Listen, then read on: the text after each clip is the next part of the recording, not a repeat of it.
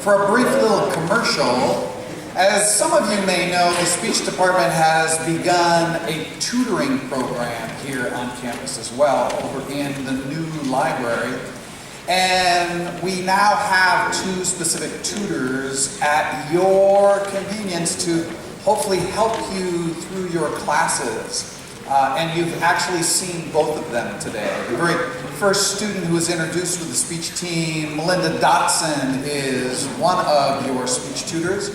And then your next speaker, James Baugh, is the second speech tutor. So if you're looking for assistance and some extra guidance, please feel free to call in and make appointments or try to drop in and see them. They'll help you with your classes, definitely. They'll help you get through things, answer questions for you. The next performance that we have for you is a persuasive speech from James Baugh, an individual who has taken several awards in Northern California with this speech. A persuasive speech certainly is a speech that is designed to persuade an audience to change your point of view or take action against something. And so, if all of you would take out your wallets and look at those dollar bills that you have, James has a very bright idea with those bills that you'll find out with his speech. So please give a round of applause to Mr. James Baugh.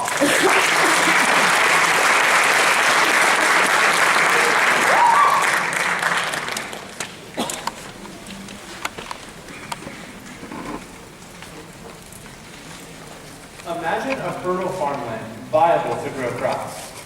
Now, imagine that land being used to grow cotton, 90% of which we know will end up in landfills in the next 5 years. Finally, imagine that land being bigger than the combined landmass of all of the U.S. Virgin Islands. Unfortunately, this isn't something we need to imagine. It's happening right now.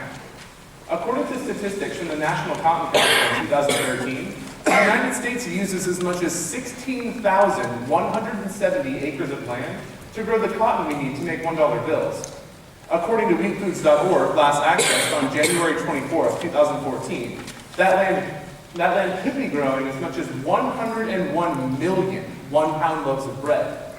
That extra food could do wonders for our country, considering that according to Feeding America, last accessed on January 23rd, 2014, as much as 15% of our nation and over 1.5 million children in California alone lived in food insecurity in 2013. Instead, we use that land to produce $1 bills, holding us back from not only higher levels of food and economic production, but hurting our environment and costing taxpayers a fortune through the dollar bill's inefficient and counterproductive qualities. Fortunately, a USA Today article from July 23, 2013 reveals a plan to free up this land and save our government billions, switching from the paper dollar to the dollar coin. Experts estimate the savings of this switch could climb as high as $13 billion over the next 30 years.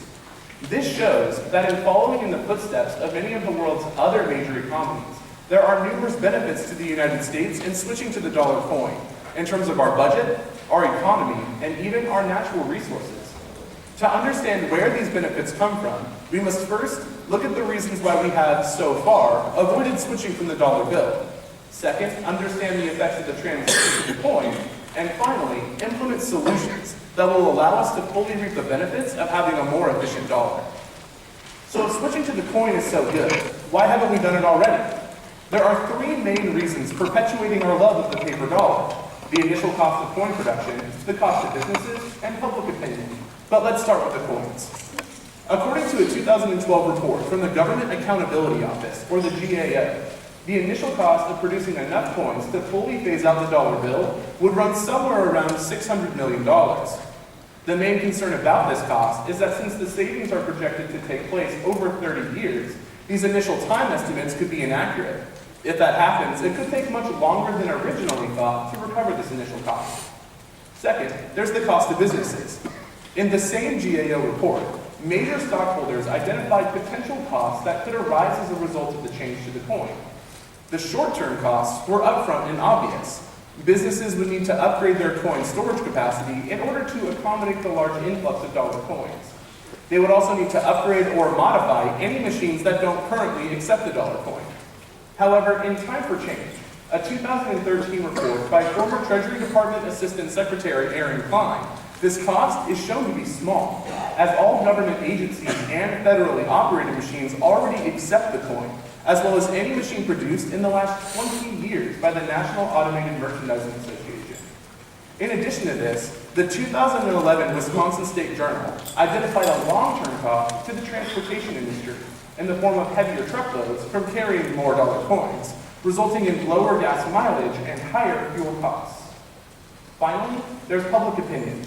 Americans just waver on scrapping the greenback. According to a 2011 Lincoln Park Strategies poll, as much as 77% of Americans are shown to be against using the dollar coin, and only 10% think switching would help our economy. However, Philip Deal, former director of the U.S. Mint, said that after learning of the potential savings of the switch, 2/3 of Americans are actually on board with it. The power of public opinion has often proven itself to be crucial when it comes to big changes in society, and right now it is overwhelmingly against the dollar coin. While the resistance to change might be strong, the benefits of switching over are too great to ignore, including the environmental impacts, the long-term savings to our government, and the significant economic stimulation. First, the environment. American paper currency is 25% linen and 75% cotton. Unfortunately, cotton is one of the world's dirtiest crops. According to a 2013 report from Living Green magazine, cotton is responsible for 16% of all insecticide use, and over 90% of the pesticides used in cotton farming rate as above highly hazardous by the World Health Organization. In addition to this layered cotton blend of the dollar bill ensures that only 10% of each bill is recyclable, in contrast to a 100% recycle rate for the dollar coin. It's estimated in time for change that the amount of landfill waste generated by 30 years of production of the dollar bill would accumulate up to 164,700 metric tons of waste, the same amount produced by the entire city of Cincinnati last year. Switching to the dollar coin not only reduces our cotton use, but also greatly reduces our contribution to landfills. Second, there are large-scale economic benefits to our government in switching to the dollar coin. Printing the dollar bill is horribly inefficient. According to the U.S. Bureau of Engraving and Printing, in 21 of the last 22 years, the dollar bill was the most produced bill, and over half of the bills produced in 2011. This popularity leads to a short lifespan, only between 5 and 6 years, according to the Federal Reserve. The dollar coin, on the other hand, is much more cost efficient. While it costs more per unit to produce, 18 cents to the dollar bill's 9 cents, the U.S. Mint estimates the lifespan of the coin at between 25 and 30 years, 5 times that of its paper counterpart. It's estimated that just from the switch to the coin, our government can save as much as $13.8 billion over the next 30 years. Furthermore, the denomination effect, established in a 2009 study by NYU Stern School of Business, shows that people are actually much more likely to spend coins than they are to spend bills, and spend more money when shopping with coins versus shopping with bills. In the first phase of the study, 63% of people given 4 quarters spent money while shopping, in comparison to only 21% of those who were shopping with the dollar bill. In the second phase of the study, owners of 5 $1 bills spent on average $4.13 at a convenience store. Owners of 5 $1 coins, on the other hand, spent on average $4.32, a 5% overall spending increase. This study shows a strong correlation between coin money and increased consumer spending, which is undoubtedly good for our economy. The other side of this growth comes from the vending machine industry. It's actually much easier for a machine to process a coin than it is to process a bill. In fact, the Dollar Coin Alliance estimated in 2013 that just from the switch to the coin, our vending machine industry would save hundreds of millions of dollars a year from not having $1 bills jam up in their machines and require maintenance. So by now it should be clear that there are numerous benefits in switching to the dollar coin. So let's look at some solutions to help make that a reality. Right now, there is a bill that will switch us to the dollar coin, the 2013 Currency Optimization, Innovation, and National Savings Act, or COINS Act. You should contact your congressperson immediately and instruct your representative to vote in favor of the COINS Act to the benefit of both our economy and our environment. Second, we should all become more vested in the dollar coin. Actively asking for the coin from your bank can help increase the demand for this type of currency. We can't just be in favor of the switch to the coin in a poll. We have to seek out and use these coins to show our representatives that we want this transition. 16,170. That's how many acres of land we could be using to grow food to help feed the hungry people in this nation and regrow our economy. But instead, we use it to produce a costly and inefficient form of currency. Today, we've looked at how you can help take steps towards a better form of currency by switching from the paper dollar to the dollar coin. We've examined the barriers generating resistance to this change, counted the numerous beneficial effects of switching over, and even discovered some solutions to help encourage this shift in policy.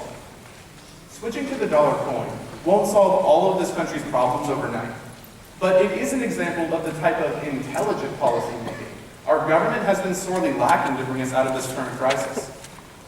The extra food we grow from this change might not reach every hungry household in America, but those families who do break from food insecurity as a result of switching to the dollar coin will see their lives change for the better, as for once, their government counted them and made them a priority.